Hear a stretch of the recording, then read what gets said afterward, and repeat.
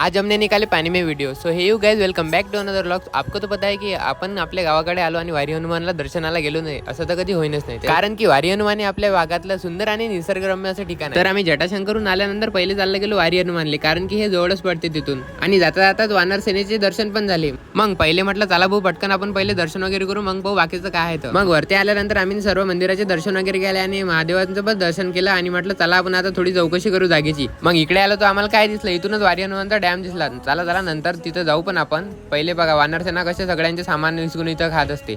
मग आपल्याला इथं आल्यानंतर एक उद्देश तर नेमकं असते, ते म्हणजे आंघोळ करायचं। मग पहिले म्हटलं चला भाऊ आता तर कपडे काढू आपण आणि जाऊ पहिले आंघोळ करायला। तर पहा सगळे मित्र वगैरे इथं भेटले होते, जे तेल्लाराचे मित्र होते ते पण भेटले होते आणि आम्ही मोबाईल डायरेक्ट बुडून लावला, कारण की आपला iPhone 15 आणि आपण असेच थोडी पैसे दिले मोबाईलचे। तर तुम्हाला माहिती आहे दोघेश भाईचा लीडर कोण आहे? हा आहे दोघेश गँगचा लीडर आमचा कुणाल विषय।